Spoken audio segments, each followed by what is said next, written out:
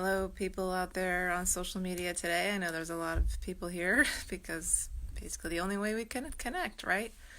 I am sitting here in my little meditation space with my daughter's little angel she made for me, and I thought I would share a few thoughts for, how we can cope with this situation and how we can, you know, understand what's happening.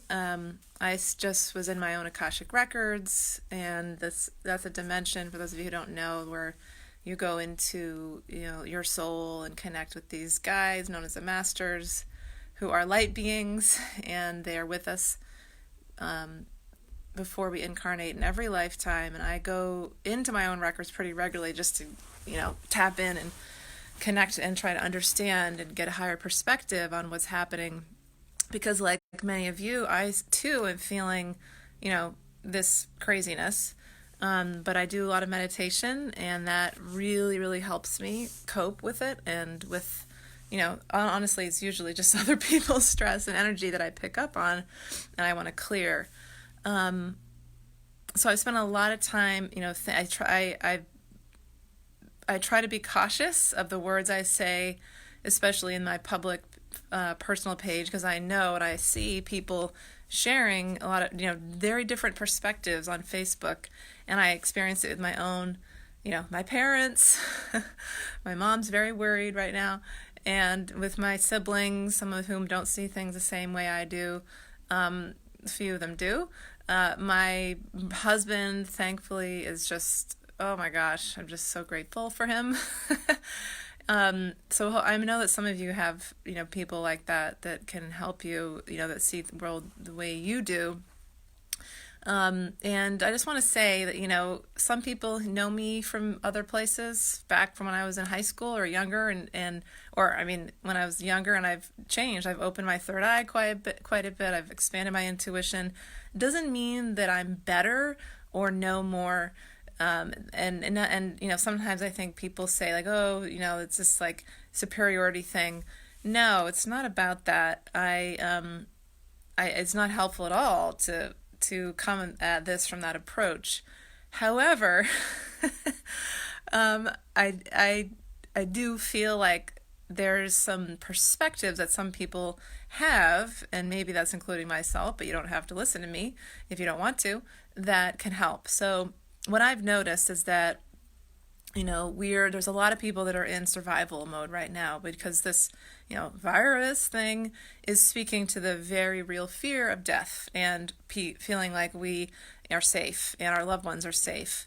And that is, if you're familiar with the Maslow's needs hierarchy, there's this thing, this guy named Abraham Maslow. I studied this in grad school, organizational theory, and the bottom of that pyramid is, am I safe? Survival, food, clothing, shelter. And that is where a lot of people are at. Like, am I okay? Am I going to die? Is somebody in my family going to die? And that speaks to and so when we're in that mode, that we're in fight or flight, which is the amygdala. And I'm not a neuroscientist, but I've studied mindfulness and meditation and a little bit of how the brain works. And I definitely don't know a lot about it, but I know some. And when the amygdala gets activated, our body literally goes into this, it gets activated to either run or to fight. And so for a lot of people, we're living in that place. And what that can mean is, that's where some people are resistant, like, oh, don't go to the grocery store and don't go out, and you're putting your people in danger if you go out. And, I get frustrated with hearing that, but I get it. Like, people are scared. They want to be safe. They want this to go away. But this coming from a fight or flight place, and that's the ego being activated. And so when people start to interact with me, I just am like, all right, I'm not going to try to engage with that, because at a certain level, when somebody's in fight or flight, they're not in their prefrontal cortex. They're not in their rational thinking brain. And trying to reason with somebody who is in that fight or flight place just doesn't work. So I just will, withdraw. And even my own friends, some of them are in that place. And, I get it, like some people, oh, well, you're lucky you don't have children who have this situation, or you don't have people, family who are immunocompromised or whatever. And I am lucky. However, I also believe, and I feel you know, I pick up on this in the Akashic records, and I believe that this is absolutely true. That we all choose the time of our death. We choose how we're going to die. We choose we do, and these major things, even as hard as that is to hear. So if we're meant to die, then we will, and we've already chosen if it's going to be through this virus or not. A lot of souls that's how they're choosing to exit their bodies is through this. So we can go around, of course we want to keep ourselves safe. Of course we want to protect our families. I do that too. But when it goes into overdrive, and we know when that's happening, when we start to attack other people or do these irrational things like, just avoiding human contact at all costs and not saying hello to people or things that are a little bit over the top. That's when it's too much. And we know when it's too much. When we're, okay, I'm going to, when there's some sickness going around, I obviously want to avoid that, and I'm doing whatever I can. But when it goes into that place, that's where it's irrational thinking. And I'm sure some people, maybe they won't even watch this, but maybe be like, well, somebody could die. And you know what?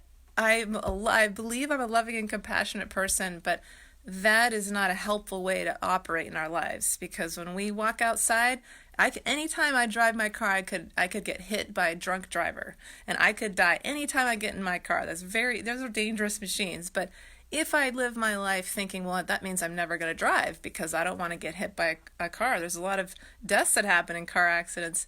Does it mean I'm never going to drive? Absolutely not. It means that I will be more cautious, that I'll be a safe driver, but it doesn't mean I shut down my whole life. And so what's tricky is that, our governments are telling us to shut down our whole life, which of course we do because we want to protect people. I personally believe it's very overblown. Doesn't mean I don't think it's real, but I think there's a whole lot going on behind the scenes of why I think that's happening. And I won't get into that here. Some of it will sound like conspiracy theory to some people, and it's not necessarily helpful to come at it from that perspective, but there's definitely a lot that we're not being told. But, in terms of how this could be helpful to people, it's like, if you're not doing a meditation practice, please try it because it'll save your life. And just what I mean by save your life is what's happening to a lot of people is they're going to this chronic stress state.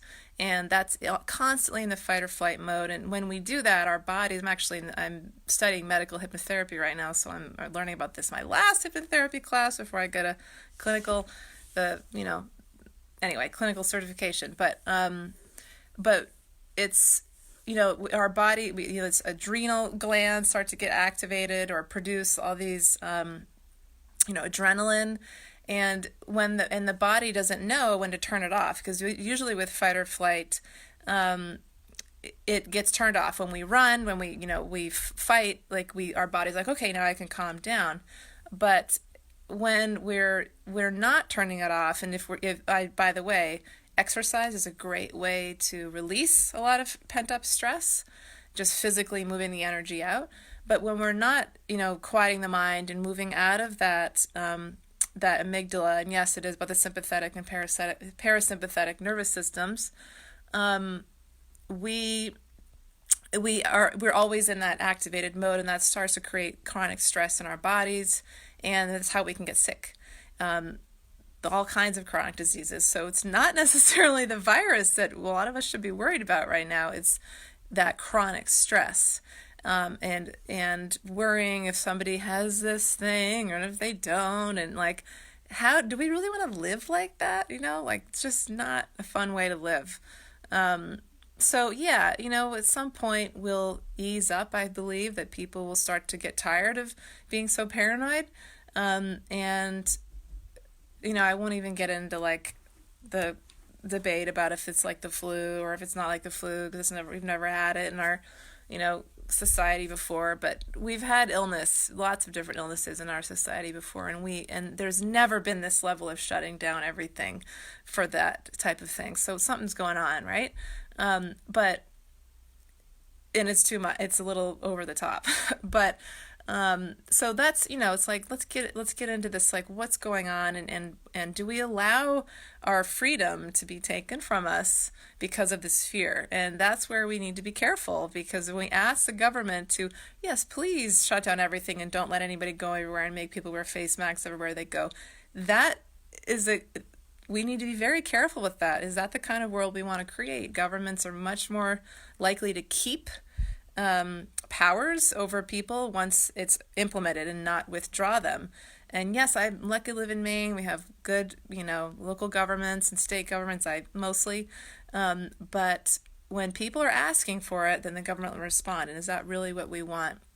So, I've been a lifelong progressive, and I still consider myself that. So this is not about a political party, but it's about what's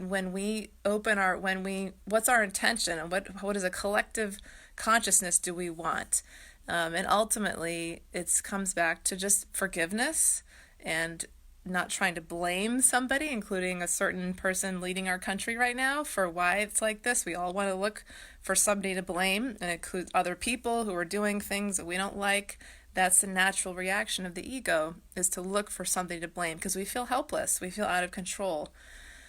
So, the only answer for me, at least, is to take my time to quiet my mind every day. So important now. And to connect with light, some kind of divine guidance, angels, God, whatever that means to you, divine source, just, nature and the healing love and light in nature is so important to help us get through this time, in my view. So I hope that this has been helpful in some ways, and I highly recommend doing some of these things, quieting the mind, taking some breaths. I have a podcast, The Courageous Path, where I have free meditations. It's on SoundCloud or iTunes, or you can get apps: Calm, Headspace, Insight Timer. These are all apps that most of them are free, and you can listen to guided meditations.